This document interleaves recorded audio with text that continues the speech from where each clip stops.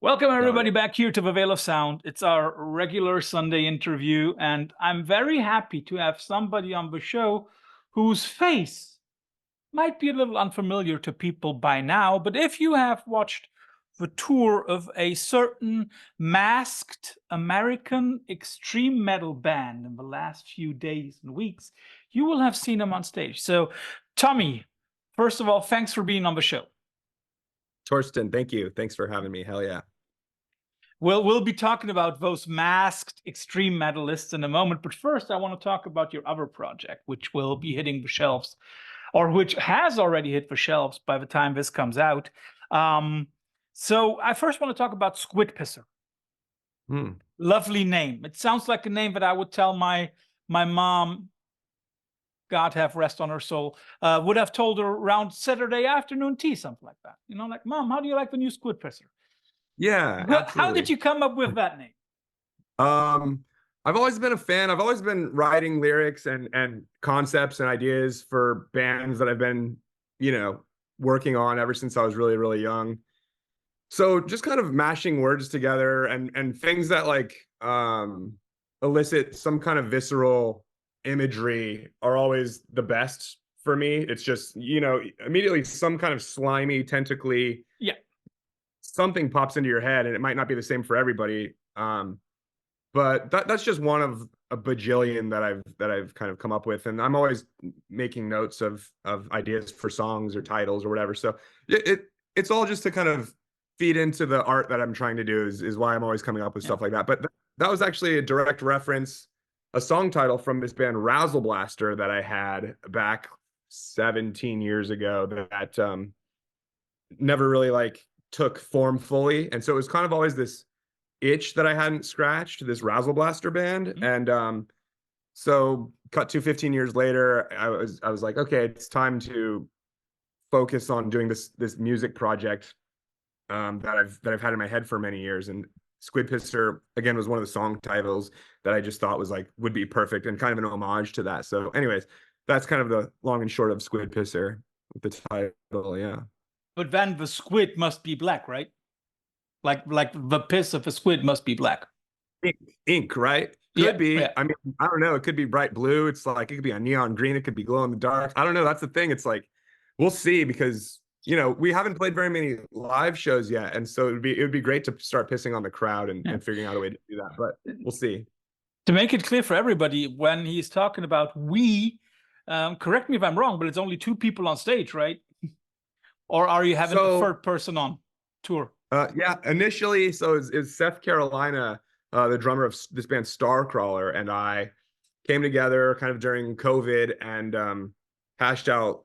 I had demoed like 100 songs, and then he's the drummer. He and I worked on, I forget, we got like 25 and went into the studio and recorded them. So it was just he and I kind of putting everything together. I ended up doing all the bass guitar vocals and things like that. And so we played a few shows where it was just he and I, and then that was the exact goal. It was like we need to build a 5 piece because in my head it's two guitars, bass, vocals, and drums. But I've done this before where I've waited forever for it to be perfect, and then it's just tough to get stuff off the ground. So I said, screw it, we'll just start doing things with the two of us and attract people through our action. And so we ended up getting the next member we got is Michael Armendariz from this band called Duck Duck Goose. So he's playing guitar with us now. He's an amazing, lovely, demented soul and one of my best friends now. And so yeah, he's playing with us now. And then we have been doing some live shows with as a 5 piece. So we also have a dude, his name's Corey. He's playing bass in the band, and he used to play John Goblikon Mhm, live on tour with Necro Goblikon. mhm. Um, and then our friend Kieran, who lives in Canada, who we found because he did a cover of a Squid Pisser song on YouTube. So we said, that guy can play the songs. Let's have him come out for shows. And so that's the current 5 piece with what we're doing right now. So yes, it was two people, and then now we're trying to always play with 5 people if we can. So that's where we're at right now. Yeah. Just to get this right, how does it feel for you if there is a cover of one of your bands, and that band isn't even 2 years old. How does that feel? Oh, I mean, that was pretty exciting. It kind of like felt like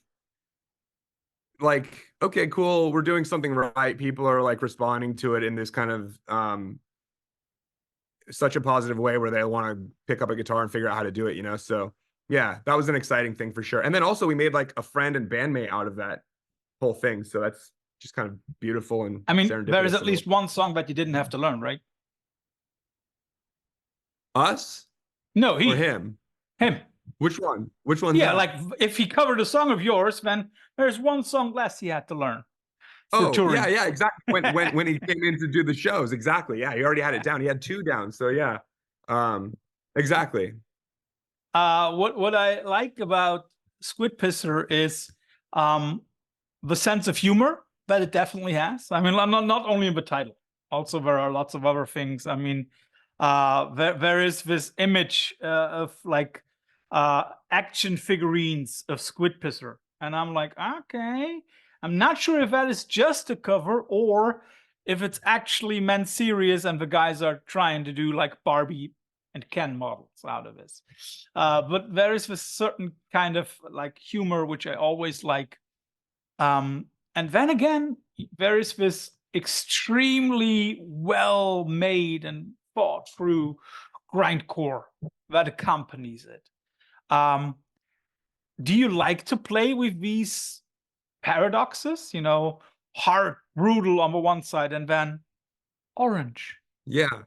and and Yeah, and and, yeah. and pink colors. Right. Yeah, thanks for noticing. Yeah, I think like always juxtaposing whether it's like violence with some kind of sense of humor or some kind of cutesy elements or something is always more interesting to me, right? Because there is like a duality um within everything pretty much. Not to get too much into that, but yeah, I think like just artistically when things are kind of two-sided, you're able to flip it over and be like, oh, Yeah. what's going on here? Oh, damn. And then again, just kind of subverting things too, like, oh, that's not what I would expect this to sound like. Mhm. Or you hear it, you're like, that's not what I expect it to look like if you get one before the other. And that's just how I've always enjoyed art that I've been into ever since I was really, really young, is like heavy shit that has a sense of humor kind of, but then there's a fine line too where it's like if they're too kind of goofy or leaning too far into the humor thing, it's like it can be off-putting for me personally. So um yeah, so yeah, that's kind of been my approach, I guess, in making and doing Squid Pisser specifically, I suppose. So how do you then feel about bands, punk hardcore bands, who try to embellish their own songs with title tracks or with titles? Like, I still remember the goofiness of Death by Stereo because they had like these amazing sarcastic song titles. My favorite probably still like One-Legged Man in an Ass-Kicking Contest. Is that something that appeals to you, like also from a lyrical point of view, that like sarcasm and humor? Actually, well, yeah, sure. Sarcasm and humor for sure.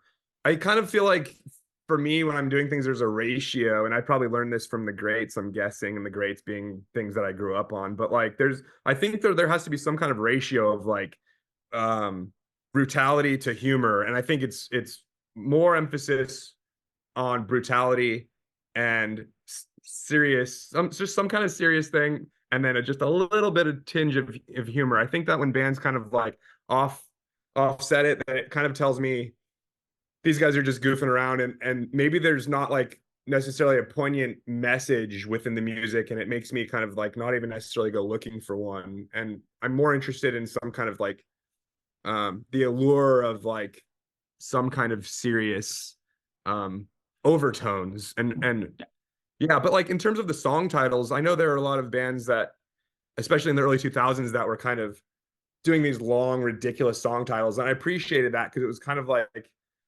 in rebellion of like songs, every other song in the world. And I did appreciate that, but also I think that they lack and like an iconicism, I guess, where like Mhm. I think that with shorter song titles, it's just if you can summarize it in 2 words or whatever it may be, it's like it's iconic. It just feels like this piece that stands alone without having to over explain things. Maybe that's what I'm doing now is over Mhm. explaining my thoughts on Yeah, it. But that's kind of yeah, hopefully that answers it does. what It you does. what you yeah. Um, and then on the other hand, Squid Pisser is although it's always grindcore at its core, there are many different passages on the record where especially the beat and the drumming are sometimes not even hardcore at all. There are some very, very clearly punkish, sometimes nearly offbeat like passages. Is that something that is important for you to have like a diversity of soundscapes? Yeah, absolutely. Like I actually really struggle with genres in general because I don't really even know specifically what grindcore is or what a D beat is, although I've played in bands that do it, I think, but I've kind of deliberately like not researched these things because Yeah.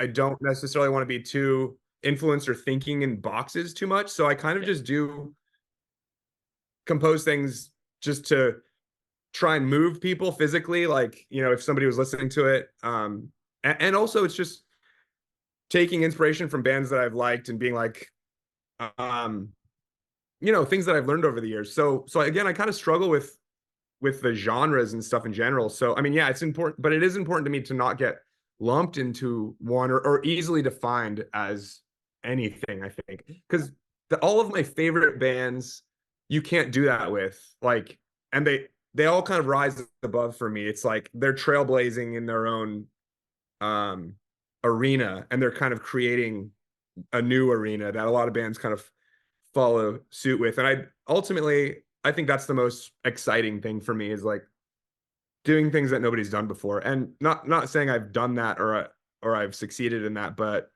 it's always been like something that I've tried to do. So yeah. So if I understand you correctly, then one appeal of making music for you is to do something really well, but not do it too often. Right. Yeah, that's probably in there for sure. It's like cool. Um we've established this thing. Now let's again kind of subvert people's expectations and then like do something different. Mhm. And you know, the next Squid Pisser record might not sound anything like this first one or this first batch of songs potentially. So I'm not sure. But yeah, we'll see. I think like subverting people's expectations is kind of like what summarizes it there for me, which is fun and exciting. You also have some really nice features on your record. Um, Yeah, the one that stands out to me probably is Yako of Melt Banana. Um, she's amazing. how did these features happen? Did you approach them or? Yeah. Um Yeah, so when I was doing demos of all the Squid Pisser stuff a few years ago now, I had become friends with John Clardy, who's in Terra Melos, Yeah. amazing drummer. And he and I would actually always bond. He would come over to shows of my band, the Manx, that I was playing around town. Um, and he and I would always like geek out about GWAR. We were both huge GWAR fans together. So like we became friends kind of through that. And then when I was demoing Squid Pisser songs, I needed a drummer to record stuff. I hit him up, and Terra Melos had toured with Melt Banana like I don't even know, geez, what was that like 15 years ago or something? And so they were friends, and so we were talking, and we were like working on a few songs together, and we didn't have a vocalist, so the idea came up to get different vocalists for every song for this album. And he was like, well, we were brainstorming. And of course, Yako, just pie in the sky, was like one of our first. And he just so happened to be friends with her. So we hit her up and it worked out perfectly. And she was amazing and delivered. I didn't have to like touch, direct, edit anything. Like what she gave was just, it blew our minds. And we were so like just goosebumps with it, like really stoked. So yeah. So were you there when it was recorded, or did you just get the file? She recorded it in Tokyo, and Yeah, I had sent her the song. That's right. Yeah. And then I remember it coming into my inbox, and I was recording with my other band, Def Club, down here in my home studio, and it came in and we all listened to it, and it was a very exciting moment. It was just like, oh my God, like her voice, like yeah, wow. very Yeah. unique, very unique. Yeah. Yeah, And that's what I mean too. Like it's like that's what I strive for. It's like that's it's her, and it's Melt Banana when yeah, you hear it, and like yeah. that's the coolest in my opinion. It's one of those few voices where I say, okay, if anybody has ever really listened to Melt Banana, out of 100 people who really listen to them, 95 will always recognize that voice because it's unique. But I have to squeeze in one question, though. You just spoke about Def Club. Isn't it the way, I mean, like for transparency's sake, we're recording this on Super Bowl Sunday, and you already see like I'm in gear, I'm hyped. But isn't it the way that Def Club is playing Roadburn in about 2.5 months? I'm not actually sure. I'm not playing in that band anymore, and Oh, yeah. So I'm not sure. Is that in Europe? I got to catch yeah, up on things. yep. Oh, cool. Well, that's cool. I'm pretty sure they do. Oh, cool. Amazing. Yeah, you should go see them. Say what's up. I will. They're awesome. Yeah, yeah. Yeah, label mates of you as well, right? Yeah, yeah. So, yeah, so I had joined Def Club. No, I think okay, so I run a record label called Sweatband Records. They had hit me up about doing a release. We had done a cassette co-release, I think, with 31G. That's Yep. kind of how we became friends in that realm. And then they needed a guitar player. I hopped in there for a couple of years. And yeah, and then Squid Pisser's also on 31G. So yeah, yeah, we're a lot of crossover there. But correct me if I'm wrong, isn't the new release or the new releases, we have to talk about that as well. Aren't they Mm-hmm. coming out through Skin Graft, right? Yeah, Skin Graft, huge. Mark is amazing, and I'm just so stoked on that. Like, and yeah, speaking of Melt Banana, and then also shout out to Lovely Little Girls on Skin Graft. I don't know if you've checked them out, but the singer painted this, Gregory Jacobson. Just such a cool family to be a part of, and very excited about that. So yeah, we have a 7-inch / 24-page comic book coming out, and then we also have a full length coming out on 12-inch Yeah. Skin Graft and Sweatband Records. I have to ask that because question between the two of us and the few people that are watching this. Is this 7-inch not only just a vehicle for the 24-page comic book?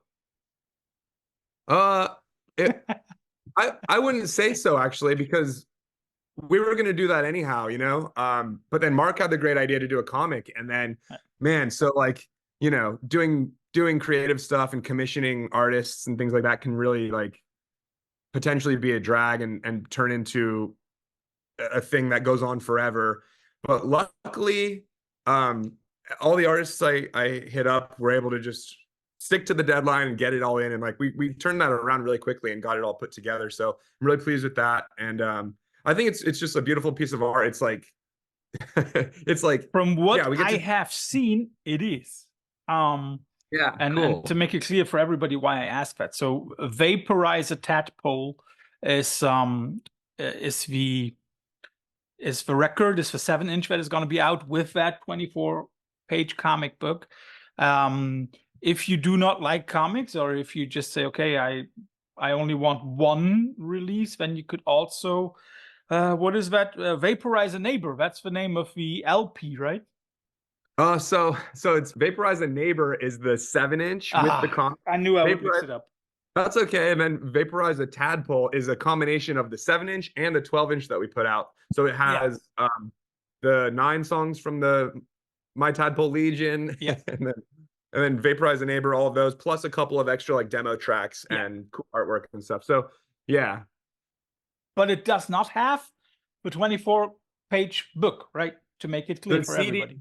CD does not, right? Exactly. But you can Yeah. get all those through Skin Graft, and you can go to the Sweatband Records site, and that'll direct you to the link Yeah, that's to buy cool. it too. Just Yeah. wanted to make clear for everybody out there. I mean, like, I know that there will be people who already bought the amazing record. I was fortunate enough to listen to it like a few days ago, and I really, really liked it.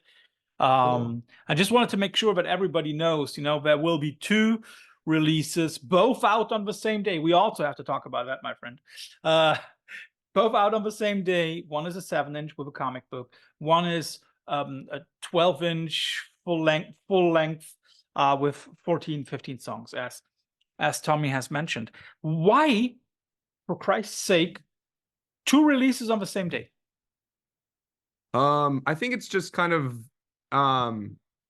different strokes for different folks. It's like we got a 7-inch and a comic book if you like physical media. Yeah. I guess the CD's physical media too, but there's extra stuff on there, and a lot of people have been asking about CDs, and Yeah. those are kind of in fashion, I guess, right now again. And so yeah, and I think that was Mark just had the idea to kind of like onslaught with a couple of different releases at once, and I think it was a good idea. And yeah. You have spoken about the artists who contributed to the book. Gregory Jacobson, again, being one of those contributing to it. Were those your choices, or did Mark say, "Oh, I might like Dave Savage could be cool, or Johnny Ryan could be cool"? So who came up with those? It's like 10 or 11 people, right? That was all me actually. Everybody, and I know most of the artists too. I think the only one I had cold emailed, but I had talked to before about teaming up was Mike Diana, but I think I knew everybody else personally. Um, and but it was really great and a dream come true to get something from Mike Diana, who Boiled Angel and stuff. I mean, like that documentary that came out is amazing of his. I don't know if you're familiar, but he's just like a same thing, like kind of like a trailblazer, back in the 90s, who was doing like that kind of fucked up stuff. And he almost like went to prison for it. So yeah, it was just a dream come true to get him and everybody else too, and all my friends who were on it. So but yes, that was all people that I knew. And but the suggestion to do a comic was 100% Mark. And like I said, it was kind of like daunting at first and a little scary because I was like, I don't know if people are going to turn stuff in on time, but everyone did. And yeah, but so I'm glad Mark suggested that. So let me also talk about like times. Like, how long did it take for you to get those 11 people on board and then to get their finished product, their finished pages? Long Um, process or rather I short? think it was I think it was only like a month because I've been trying to get better at like setting deadlines when I'm working with people and just being like, Mhm. this is when it is. And actually my girlfriend, my fiance, Anastasia upstairs, she's a producer for video games, and she's like, all right, let's get a little spreadsheet together and like figure out all of the aspects of like commissioning this much stuff from people at one time. And like we followed that to a T and it worked perfectly. And so like I learned a lot through that process. And so yeah, I think it was only like a month. We just kind of gave everyone a month, and that was like a realistic timeline because that's when I needed to turn it in, was like probably 6 weeks from the time we shot it all out. But Hmm. yeah. Yeah, so it's smooth. Sounds like it.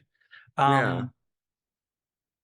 Let's ask one last question about that. When you say like commissioned pieces, I'm sure that a lot of those might have done it for the benefit of your friendship, but there might have also been others that you had to pay, right? And if you had to pay them, how many of those records do you have to sell to break even? Oh God. If you guys want to know the nitty gritty of like doing a band or like venturing off to try and build this empire that's this creative idea that you've had for a long time, and really kind of putting all your chips on the table, I could get really, really into that. I mean, I have a spreadsheet that has all of those numbers on it: outfits, mask stuff, recording time, mixing, engineering. I have the whole thing. Yeah. And it's I can give you I can give you a number what I'm in right now, what I'm in debt, but maybe I shouldn't do that. No. But it's a lot. It's a fucking lot. And I'm gonna be it's more than just selling all of the records. I'll tell you that. It's like So even if you sell all the records, you're not breaking even. not on the total, no, because like, Okay. you know, the entire again, kind of like enterprise that this is, it's like a small business basically for each band that you're doing. And I say that because I'm doing multiple different bands, so I have multiple enterprises basically, if you think about it that way. And I'm not good at thinking in business terms at all. Like I'm very much a creative mind, and then all the numbers and stuff just kind of get tossed over here, and usually I disregard them, but I'm as I've gotten older, I'm getting better at like at least keeping track of them. And so the one thing I know is that it's going to probably take a few years to like get into the green at this rate with all the other things that I have going on. I think that if I just did Squid Pisser full time 100%, I'd be able to make that quicker, but because I have Cancer Christ, Sweatband Records, other things that I'm doing, it's gonna just it's the long game with all this stuff in terms of financially. But Mhm. I believe in it all, so I think that it'll come back around, and I'm gonna keep investing. So yeah, but that's a good question. I'm also asking that question to point it out to people out there who always think that as soon as somebody is releasing a record, he's going to make money from it. I know that a lot of people who support us and who follow us don't think that way, but just to make it clear for everybody, that what Tommy has been describing right now, that is not about the numbers. To me, it's about the dedication. And just to want to point that out, if we're not talking about like Coldplay or Mogwai or even Converge, who can make a decent chunk of money out of it, but still not a living. But it takes a lot of dedication, I think, to go the long run, as you said it, especially this kind of genre, because I mean, grindcore is and will always be the most extreme form of metal. Um, and yes, I still say that, even though I know that a lot of black metal fans out there will now be screaming, "No, like black metal is much more." No, grindcore is the extremist thing of metal. Um, were you or are you aware of the fact that also your beloved niche is the one that sells least? No, I don't know about anything like that. I probably should do some Cool. research, honestly, but No, it's just but like it yeah, shows that, the I don't think dedication, right? yeah, like that wouldn't affect what I do. I think that like as artists, we create because like we're hitting this groove or we're finding this flow state, and it's just like we're being told kind of what to do. I'm not saying there's like a higher power or anything like that, but it's just you're kind of looking at things and you're drawing all these elements, and like there's certain ones that are lighting up and you're like, yes, this, and then there are the things that are dimming out, and you're kind of like, you're not doing that, you're not doing that, you're doing what feels right. Yeah. And then once you do start thinking about how to get people at your show, or how to get your numbers up, I feel like uh, there's just a fine line with that. I think that then things can feel very contrived, and I've seen that. I've been involved with projects that have employed that technique, and it's not, it just doesn't feel genuine, and because of that, it's like it's a waste of time. So yeah, I think I would, regardless, regardless of what the numbers are, I would just be doing what I'm doing. And I think anyone would be doing that. Most artists, I feel like, Is that also something that you are looking for in the people you work with? Like you already mentioned 31G, Skin Graft, all the visual artists that contributed to the book. Is that Yeah. something that is important to you, that those people have a Oh similar shoot, I kind of lost you for a dedication? second. I lost Hello? that little last bit right there. Okay, Sorry. no, is it important for you to find the same kind of dedication in the people, dedication to the thing that you want to achieve in the people you work with? Yeah, absolutely. And those people are usually pretty easy to pick out, and it's like, you're a fan of someone's stuff because they're living it and they're fucking sacrificing for it, and it's like, um for me anyways, yeah, it's I've been able to kind of like um ascertain like who to work with and who not to at this point. And Mhm. like for the first 10, 15 years of me trying to do this stuff, I really didn't have that skill. And it was a lot of, you waste a lot of time with people who are like aren't serious or they're half-hearted or whatever, just like a million different negative traits that are gonna get you caught up. But at this point, I don't have time to do any of that. And I've learned to like who to work with and who not to waste time with. So yeah, but that's a good question. Yeah. I think there is also a certain level of dedication that is necessary for you guys to play your shows because you're not just playing shows like a normal band. No, you have to be masked. How Mm. hard how hard is it for you guys to do that? How sweaty are you Um, underneath? oh yeah, I mean it's the worst for Seth, our drummer, because his head he has a bunch of hair under there, and there's no place for the heat to escape, and his entire body's going. I mean, our all of us, we're all using our entire body, but like Seth is just like a jackrabbit back there, locomotive. So I feel like, I mean, he's had a rough time after a 23-minute set, here and there. But these squid masks are pretty comfortable. So it's not too bad. But also we wear these snake masks in Cancer Christ, and um, those are difficult in their own way. But you get used to them real quick, and it just becomes a part of you. You know what I mean? Like it's really it's no more than just learning how to play the guitar or instrument that you're doing. It's just an added thing.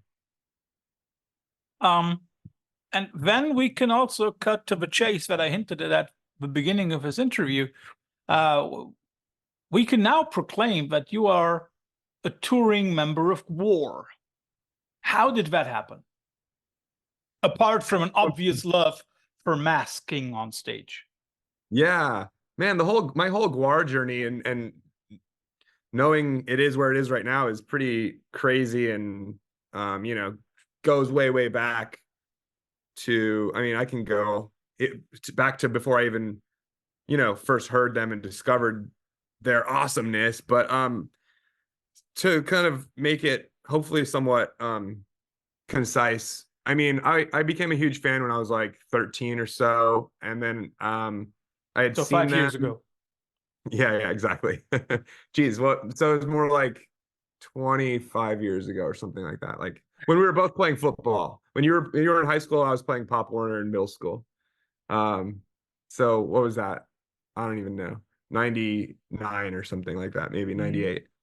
Yeah. Um, and yeah, and then they came. I lived in Northern California. They would come play this place called the Phoenix Theater in Petaluma. Mhm. Um, it's where they shot the Tommy the Cat music video, if you're familiar with Mhm. Primates. I, And I I was know that one actually, yes. Yeah, cool, right. So that's the theater is. I used to go there in my teen years, and just it's still there. It's run by this guy Tom Gaffey. It's this amazing all ages venue. But I would see GWAR there when they came through town, and I remember the first time, and they just blew me away every aspect of it. And that's I had always kind of strived for, like, again, like, who else is doing that? It was They set like a bar for me. And Yeah. so I don't know, cut to I don't know, years later, I was living in LA. I'm still living in LA, but my friend Mike Chillian and I were big fans, and we were animating a bunch of stuff together. Um, some of his own cartoons that we were working on, and we had the idea to reach out to Odorous, Dave Brockie, um, and see if he would be down to do a voice on like a cartoon that we were working on. And he hit us back, and he said he was down. He was going to be in town for like some con or something, some Comic Con maybe or something, I forget. And we met up, recorded his voice, and we were just kind of like super stoked. So that was kind of like the first time me and my friends became friendly with those guys. And again, I was maybe in my early 20s at that time, and didn't really keep in touch too much, but like every now and again we'd see each other. I'd go to Richmond to hit the GWAR bar, and like we'd run into Dirks, Ballsack, the Jaws of Death, like at the GWAR bar, and things like that. We'd go to the GWARbecue, which was really cool. And So I was always just a huge fan, like a big fan.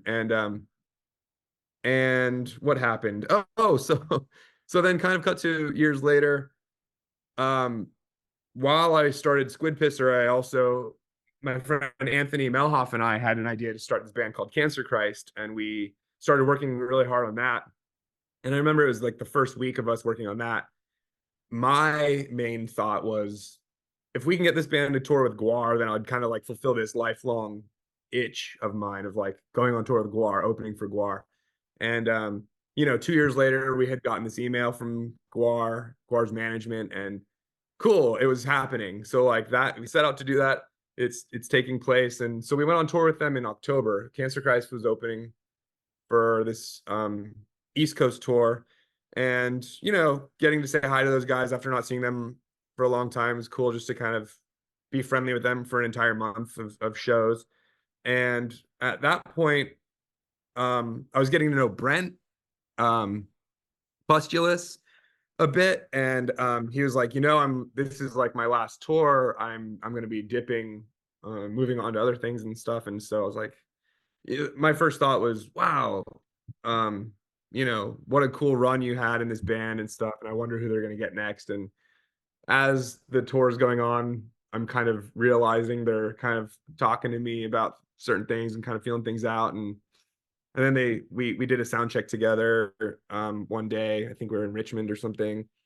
And we just kind of, the idea of me playing with them came up, and Brent started kind of really taking me under his wing a bit and telling me about it. And so I really appreciate that about Brent. He's an amazing dude. All those guys are super cool, super sweet. And then, yeah, so I came back from the tour and immediately started doing auditions, just in videos. I was just learning all the songs and that they asked people who were doing auditions to do. And then I was like, well, screw that. I know all these other songs. I'm just gonna like record them all. And I put, you know, I had just had fun with them, where I like kind of set up my office with GWAR stuff, and I did lighting. I just had fun, and I did little animations and stuff. I just like doing that stuff. So I think they could tell that I'm really into it. And so I flew out to Richmond a couple months ago, maybe now, and did a rehearsal or an audition in person with them. And that went well, and it was fun to see everybody again. And I kind of just thought, well, they're probably going to get, you can't like set yourself up for total disappointment. So I think I was just like, well, they're probably going to get somebody else. So I'm just not going to like worry too Yeah. much about it. But yeah, then Bishop had hit me up few days after that, was like, dude, we want you to come on tour with us. And so I just kind of like ran around in my garage and jumped up and down, and then fell on the ground. And it's a total dream come true moment. So that's where we're at right now. I'm flying out next week to go do rehearsals for the tour, and we'll see how everything goes. And hopefully by the time this comes out, I'll have played, a week or two's worth of shows with them. So, do you already know about your costume? Yeah, so that's a big thing that Matt McGuire and I have been in contact with about over the about the last month or so. I'd say we've been shooting ideas back and forth, and we were on FaceTime yesterday. He was in the slave pit, and we were going over things, placements of things. And Mhm. so that's all very exciting. And oh yeah, so this isn't coming out until people have already seen it. So, but Yeah. I just feel like I can't say anything still. It's weird. No, you They're just pushing. don't have to describe. What interests me about it is, um, I mean, like, it has to be a highly individual costume. It has to be tailor made to your body. Um, so how much literal flexibility do you have for like moving? That is something that really interests me. Yeah, so good point and cool thought. This is actually because it's a little bit last minute. They're kind of going with the path of least resistance in terms of like piecing together this costume. Mhm. Um, because I think that if and when we decide that I'll become more of a permanent member, we'll then be able to have more Yeah. in-depth time to do everything. There's like um many aspects of what I'll be wearing that are tailored to me, but I haven't tried it on yet. So I'm gonna go out next week, and that's when we'll do fitting and rehearsals and stuff like that. But I did try on Pustulous's stuff when I was there last, and it's like it's totally reasonable. I mean, like, human beings can do stuff and Yeah. wear stuff. It's not detrimental to um anything, but it's just kind of like we'll see what the vision is like, I feel like, and being able to see the frets and stuff and just getting used to it, which will inevitably probably take a few shows, I'm guessing. But yeah. Yeah, it's exciting. But It's cool. I'll be watching the video. So people, when you are listening to this, I will already have seen them. You will maybe already have seen the guys on stage, so you will know even more than I do. But I'm pretty excited about that for you because I think I'm very sure it will be a blast, right? Yeah, Um, totally. but I have to ask that, is that something that you like to do? I mean, like you've spoken about several bands now in which you have been wearing masks on stage. Is that something that you like in general, or is that something that is just your stage personality? um Yeah, I think it's way cooler to go see a band and have there be some visual element to go with it. Like, I think it's boring to not do that, and a total waste, honestly. I mean, like, there are times where, like, people's personalities, just they're pure, like how they dress and stuff. It can make sense, I think, but like, you're given this, if you're gonna go out and do a live show, it's like you're given this opportunity to present art in a way that's other than orally. Mm. Um, you're able to like curate some kind of artistic experience, so why not do that? It's like if I were to watch a horror movie and then there were no effects in it or something, or the camera was just in an angle that was unflattering or something. It's like all that stuff matters, and if you can, and if you can do something interesting and unique with it or fun, yeah, it's way more fun to me to do that than just to go up with jeans and a t-shirt. And as an audience member too, it's like that's how I get whisked away into a whole other world of wonder, and that's what I think is fun about music and is fun about art in general, is just kind of like being carried away on this cool kick of whatever it is that you want to turn it into for people. Um, so yeah. Don't wonder. I'm just writing something down for me. Yeah, yeah, please. Um, I was wondering when you are speaking about that and speaking about the possibility of presenting art on stage, also in the way that the musicians are costumed or whatever they're wearing. Do you have like a band, maybe apart from GWAR, which has perfected that for you on stage? Yeah, I think Sleepy Time Gorilla Museum. Are you familiar with that Yes. band? Still trying to Yeah. get them, but I will. Oh, you will. They're back in action right now. I mean, I they've know. always kind of been around doing. Yeah. Yeah. Very exciting. Man, yeah, like going to see them. Ah, God, gonna get goosebumps right now. Like, I saw them on Halloween. I forgot what year, but I was 20 years old. It was in San Francisco at this place called the Pound. I would see GWAR there too a bunch. Or maybe a couple times actually. But yeah, Sleepy Time Gorilla Museum, like they'd come through the crowd like with a flag, like all dressed up, playing like flutes and playing a little Mhm. song to get on stage, and like you're just like, what's about to happen? And it's just this feeling of excitement and nervousness, and they get on stage, they have all these homemade things, the lighting, just the vibe, like, oh, they curate such a otherworldly experience. And I think that, yeah, they've really perfected that. And I'm trying to think of any others. Nothing's coming to my mind right now. What about the But like, Locust?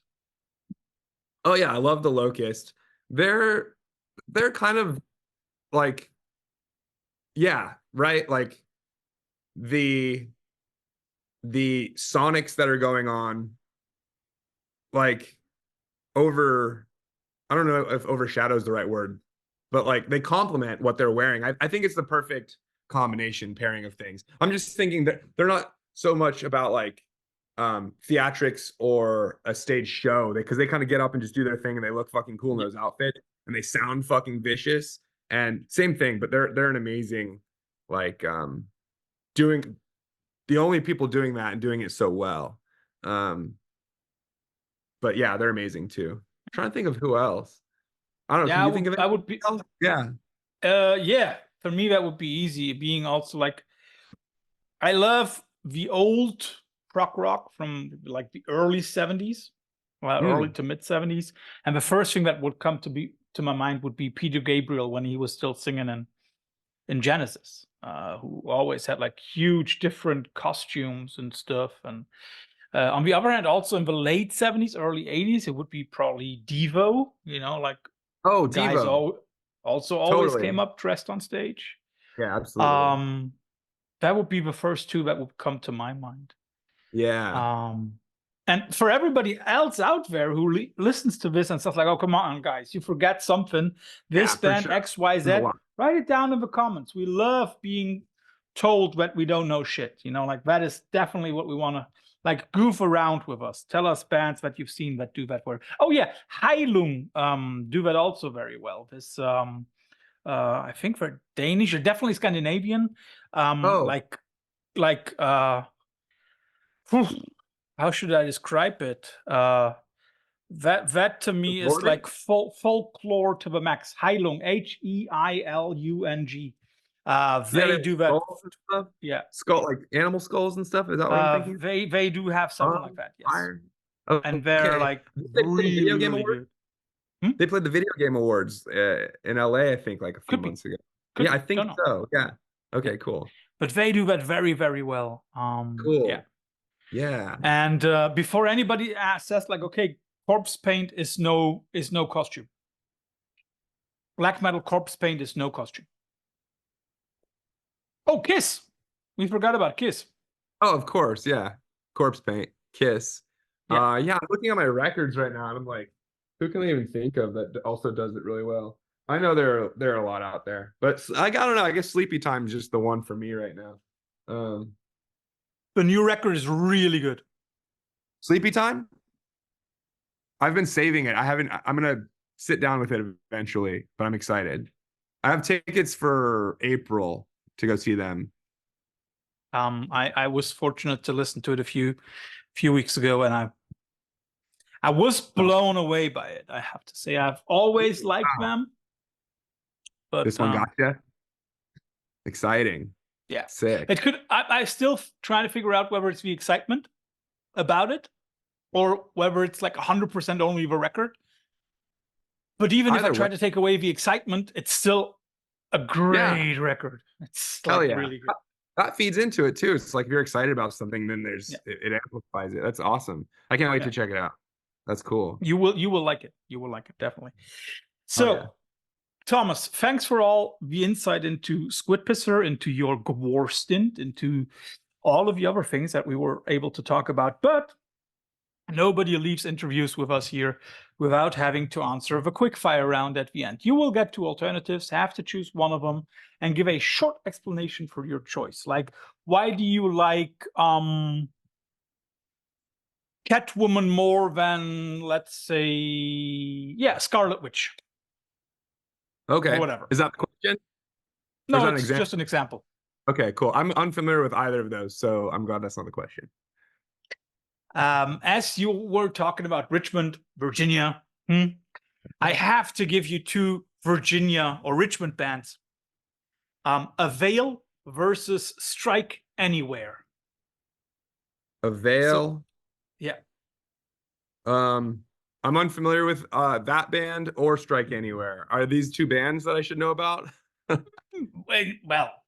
Well, both from the Richmond area, both Virginia based, and both classic punk bands, I would say, from the second half of the 90s, somewhere like that. I gotta educate myself on that. I gotta check them out. Yeah. I guess you'll know the next two bands, although they're even older, but they're from your home state, so it might give you a connection. Or at least they played. No, wait, one of them is from your home state. The other one isn't. Black Flag versus Circle Jerks. I'm not very familiar with either of those bands either. I don't know any songs. There's like a TV song or something, or a Yeah, beer yeah. song. I also can tell you why I chose those two, because when listening to your new record, to Squid Pisser songs, there were some vocal parts on there which reminded me of like the hecticness of Rollins in Black Flag. And then there were other parts where I thought like, okay, this sounds a little bit like Keith Morris for the Circle Jerks. So that was my reason, because there are moments, and that is a question that we could connect to that. There were moments of a record which were a little bit slower, like stepping back from grindcore into hardcore, and then even into like more or less old school punkish things. I think you've already answered the question indirectly, but was that an influence on you, like punk? The only I didn't even know about punk music until I moved to LA when I was 20, and I really punk. So I was always looking for the most extreme stuff, and so when I had listened to punk, I'm like, and because also I was a guitar player, and um, I'm like, okay, so they're just playing power chords, and I understand this, and it's very simple, and it doesn't seem that like intense to me. So I just didn't really appreciate it until I heard Melt Banana, right? And it's like freak punk. And then I heard the Crucifix, which was like, oh, this is like demented punk. Like they're not using notes and chords that normally people use. They're like so far out of any kind of diatonic approach to Western music or anything at all. It's just like, which I loved. It was like this lack of knowledge that kind of like of music theory that, you know, which a lot of punk rock I'm sure does. But so I didn't really know about punk rock until again I had heard those two bands. But sorry, I got lost. What where were we You at? were talking about the only punk band that you heard. Yeah, I think it was kind of like the Crucifix. So I don't know Black Flag really still to this day. Like I try it out every now and again, but it just kind of like seeps off of me, or it just rolls off of me kind of like and nothing's really grabbed me. Like one day I'll probably learn to appreciate that stuff, but there wasn't really a deliberate approach of like this needs to sound more like this again, like genres and stuff. Just I struggle with even knowing, because people throw things at me all the time, like my friends and stuff, like it's kind of like this and this and this and this. I'm just like, I don't quite know the differences between all those things. And I think I deliberately stay in that naive realm, which I think kind of like, you know, goes back to the Crucifix conversation just right now that I was just saying, is that like they didn't know what they were doing, so they made this thing that was, you know, really unique because they weren't adhering to these formulas and stuff like that. So I think that's the approach that I try and take, is like stay in the dark about a lot of things, you know. I'm pretty sure you know the next two bands. Also because they're like classic 3-1G realm bands. The Locust versus Swing Kids. I never listened to the Swing Kids really. Same thing, but the Locust, they when I first discovered them, yeah, I must have been 20 or something like that. It was the same. I had the same feeling. It was like, oh shit, these guys are breaking all these rules, making their own rules, Yeah. and I think that's a thing, right? Like make your own rules. Yeah, yeah. That is also something that, in my opinion, connects them even to a band like GWAR. You know, don't give a fuck about rules. These are our rules. We do it the way we want to do. Yeah. Yeah. It's tough to do that. It takes a certain type of person. Anthony, our Cancer Christ singer, Saint Anthony, he's very all about breaking rules, and I think it's been very beneficial for the band in general, is because I remember when he brought up getting a flamethrower. I'm like, dude, we can't like have a flamethrower at shows, and he's like, yeah, we can. And I'm like, okay. Rammstein does it all the time. Yeah, they do it all the time, exactly. So screw it. Next two bands, Dillinger Escape Plan versus Discordance Axis. Love Dillinger Escape Plan. Very influential. when I first discovered them, it was the same thing. It was like, holy fuck, what is happening? I was very young when I discovered them. And then because I was into Dillinger, people gave me Discordance Axis, and it was another thing where it just didn't stick for me. So I never really like Mhm. got into them. But love the Dillinger Escape Plan. And what I love about Dillinger is that they give you something to bite onto. And even though shit's all fucked up, it's a lot of it still kind of in 4/4, and you can groove to it. Yeah, yeah, And I think that having something to bite onto is very important. And I don't remember that being the case with Discordance Axis. It seems a little bit too, from what I remember, like too niche maybe. But I like that there's some like poppy elements with Dillinger Escape Plan. yeah. So And that they also always give you a kind of like reverb, right? yeah, I think that's really Um, important. Yeah. Next two bands, I cannot overestimate the effect that both had on me. Don't know Hmm. about you, but Converge versus Botch.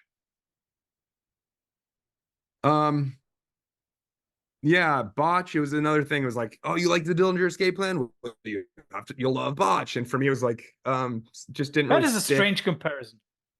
Doesn't People work for always me. do it. But it's like Botch really influenced these bands, I guess. They were around before, from my Yeah, they understanding. I'm not like really sure. not before Converge, but Botch was before Dillinger and before Discordance Axis. Yes, definitely. Okay, yeah. I know that Botch just played our drummer from Cancer Christ just went to a show, I think, recently. But yeah, but Converge, I remember hearing that Jane Doe record when I was in high school, and I kind of didn't get it until years later. Um, and now I think it's awesome. And seeing them live is amazing. And Kurt had mixed our My Tadpole Legion record, which is he did an amazing job at that. And yeah, so I'd say Converge for sure, but not for any other reason than it's just what speaks to me. You know what I mean? But Mhm. so those were the big ones for you. Botch. Those were definitely two bands that reignited my love for hardcore, I would say. And also for crazy ass kind of hardcore, because nobody before, or not, let's put it that way. When I first listened to Converge and to Botch and some other bands like Coalesce and other also Hydra Head bands from the time, um, Corin, Union Suit, Vent, all that early kind of dissonant metalcore stuff. Um, that was something that I had never heard before. Yeah. And that was to me definitely game changer. Converge a lot. I'm still proud that I own a first press of Jane Doe. One of my most treasured things in my whole collection, I would say. Yeah. Cool. Um, but I also have to say that one thing about Budge that I love is simply their bass player Brian. I always tell my wife, if I were gay, that would be That's my the target. dude. That guy. Yeah. There's something. I think there is something very sexy about him playing the Oh bass. wow. Cool. Cool. Yeah. And it was interesting when I told him, he was like, "Mhm." Oh really? You Yeah, told him that? yeah, of That's course. I don't feel ashamed. I'm coming from Cologne. We can proclaim our love for men, even though we ain't gay. you got me Um, teary-eyed over here. That's sweet. some like I have one more music question, and then something that struck me when we were talking about the things that we talked about, like you also being a visual artist. Um, First, the music question: Nasum versus Pick Destroyer. I'm unfamiliar really with both of those bands. I've heard people have told me to listen, and I have, but I'm not really familiar. Yeah, but yeah, that's all I can say. I think I had some friends who like produced a Pig Destroyer video a few Yeah, years ago. So that's all I really know. There's like these dudes carrying a coffin down some stairs or something. should be Some of my Pick friends. Destroyer. I Yeah, mean, I like think it so. must be Pick Destroyer because Nasum is now inactive for Okay. Was more than a years. decade, which is of course because the guy died in the tsunami back Oh, in Southeast Asia. all right. Were both of those drum machine bands? No, no, no. No, neither. Oh, Both okay. I'm not sure about Nazum. I think they had a normal drummer. Mm, And Picture okay. Destroyer, I'm very sure they had. Last one. I wrote this down like 20 minutes ago, and 15 minutes ago I thought like, let's cut it. But nevertheless, as I'm a huge fan of comics, I have to ask, Marvel versus DC. Oh man. I guess I could care less is what I would say, unfortunately. I don't know anything about anything, you know. I'm trying to think if there's anything that I've liked that I mean, I don't think I don't know. I don't know. Something's just off-putting about superhero stuff for me. Mhm. Venom seems cool. He's all like gross and slimy, so I Yeah. think that's cool. My fiance is working on this game called Marvel Strike Force right now. I Mhm. don't know if you're familiar with it. But there's some cool like Venom. I guess these characters like Silver Surfer and I don't know if I'm supposed to say it. No, I think it's out. Some of these characters get like venomized, and so they're all like black slimy creatures, and that's exciting to me. Is like kind of when you cross pollinate things or anything that's like evil and with teeth and stuff. So, but other than that, I'm not sure. What about you? Are you a Marvel or DC guy? I don't know the Marvel. difference. Marvel. Marvel all the way. Marvel. I'm even fortunate enough to teach a course every second year at my high school about Marvel. Really? Oh Yeah. wow, that's awesome. Yeah. That's exciting. I mean, like if you're into it. So is that Yeah. kind of like Coca-Cola versus Pepsi? It's like Marvel and DC. Yeah. Let's say when we compare Coca-Cola versus Pepsi in the 80s, yes. Because I think nowadays that is not a huge Oh, competition anymore because Pepsi's numbers and appeal has gone down. But in the 80s, yes, I would agree with that. Although, I always like to look at the cinematic point of it.